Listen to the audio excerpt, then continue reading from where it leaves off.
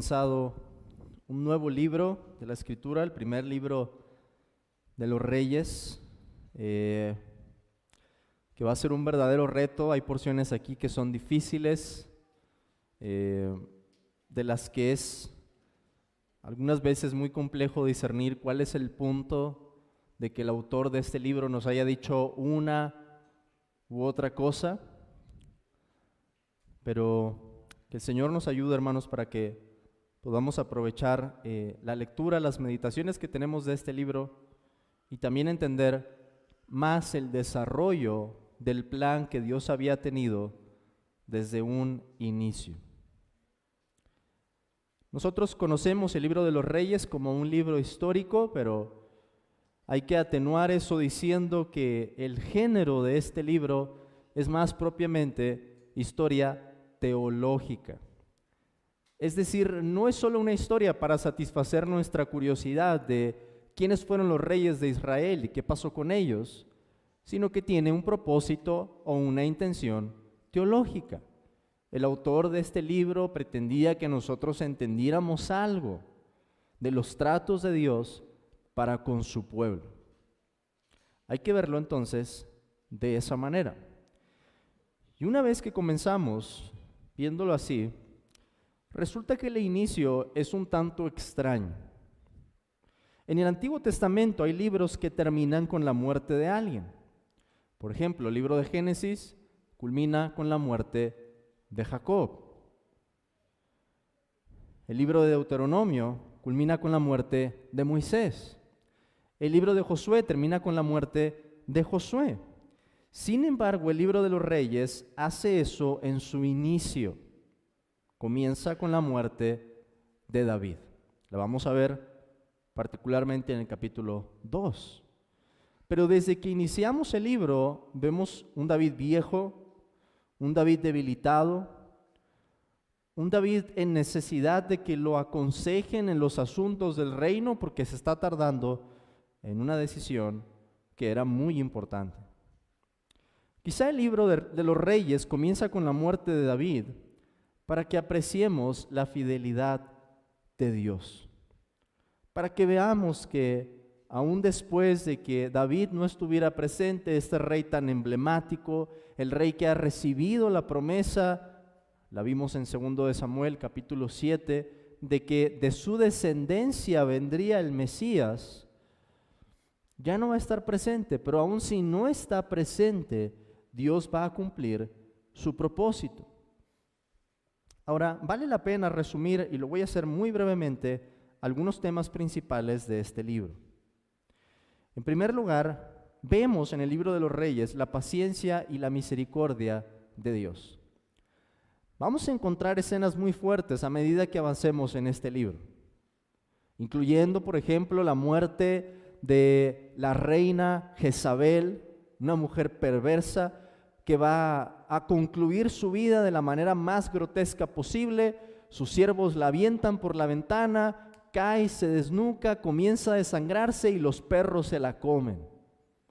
No parece una escena muy agradable como para hablar en una meditación. Pero lo cierto es que por encima de todos esos detalles que el libro de los Reyes nos presenta, algo que vemos y es inconfundible es la misericordia y la paciencia de Dios. Dios se muestra misericordioso para con un pueblo rebelde. Dios muestra su paciencia incluso cuando Israel va a caer en el fondo de la idolatría. Así que por encima de los juicios de Dios o las escenas que sean difíciles de interpretar, algo es claro, y es que Dios es paciente y misericordioso.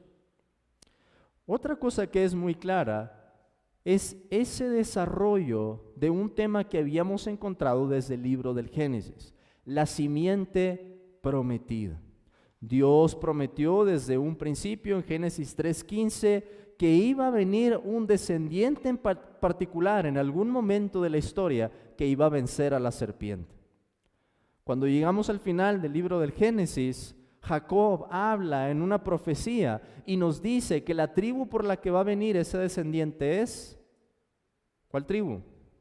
La tribu de Judá, precisamente.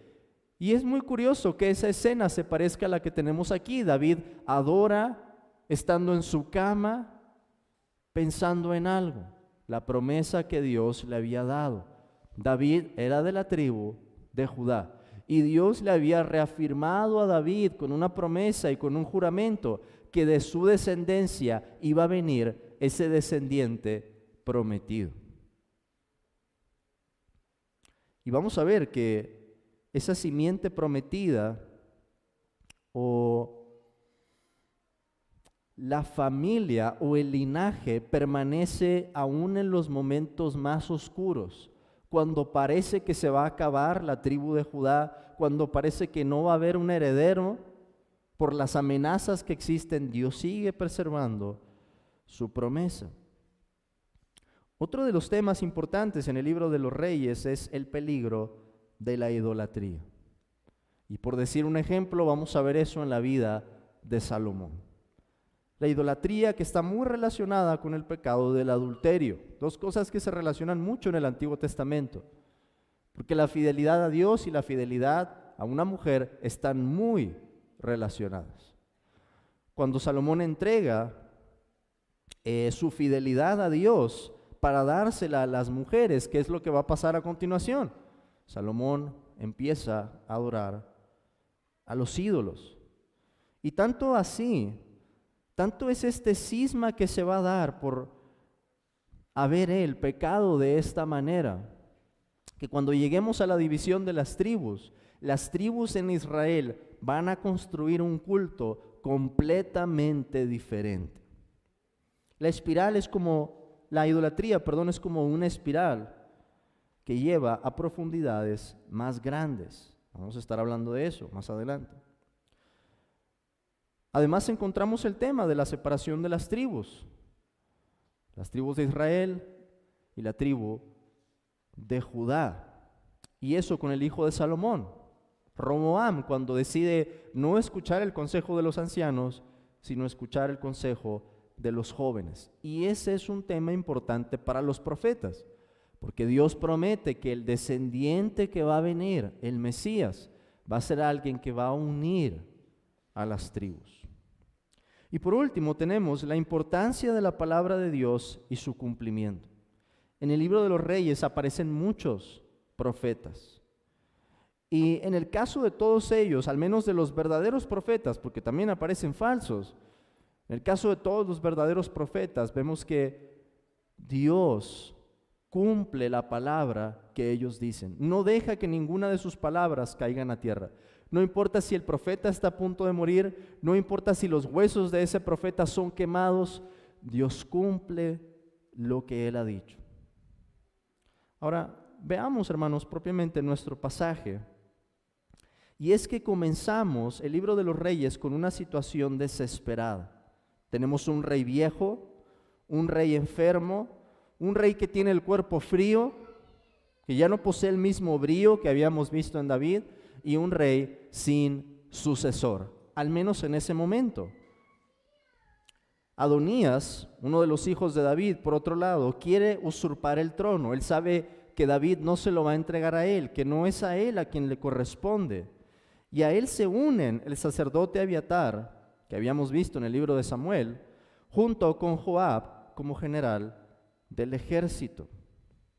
Ese es uno de los bandos. Y por otro lado, encontramos aquí a Natán y a Betsabé, quienes elaboran una estrategia para convencer al rey de que nombre un sucesor. Ese sucesor es Salomón, hijo de David y Betsabé, tal como el rey lo había dicho de antemano. Esto, hermanos, hay que reconocer, fue guiado por revelación divina. El hecho de que Salomón iba a ser el rey. ¿Cómo sabemos eso? Porque en el primer libro de Crónicas, capítulo 28, David nos dice expresamente que Dios le ha revelado que quien va a ser su heredero, o debe ser su heredero, es Salomón, del cual se nos había dicho en alguna porción anteriormente que fue un hijo de David a quien amó Jehová. Dios lo escogió con ese propósito de ser el sucesor de David. Así que Natán y Betsabé no estaban haciendo algo, no estaban inventando algo o algo que contraviniera lo que Dios había planeado. Pero ellos se dan cuenta de que David se está tardando. Y Natán le avisa a Betsabé que Adonías, su otro hijo, ya armó todo un plan, ¿verdad? Hizo todo un preparativo, una fiesta para nombrarse a sí mismo con el apoyo de Abiatar y de Joab como el rey de Israel.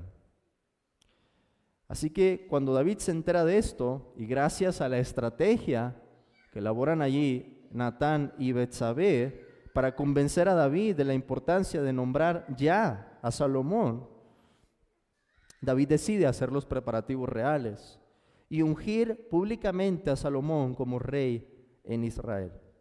Esto, por supuesto, llega a oídos de su medio hermano Adonías, el usurpador, quien entonces teme de Salomón. Y más adelante vamos a ver qué fue lo que pasó con Adonías, lo cual resulta ser su destino, incluso después de este intento de traición. ¿Qué podemos llevarnos, hermanos, de este pasaje? Déjenme decir al menos esta lección. Desde nuestra vista limitada, algunas veces las promesas de Dios parecen estar en riesgo. ¿Por qué digo esto? Porque Dios había dicho que Salomón sería rey. Pero ¿cómo llegaría Salomón a ese punto si David, su padre, estaba enfermo y su hermano amenazaba con tomar el trono?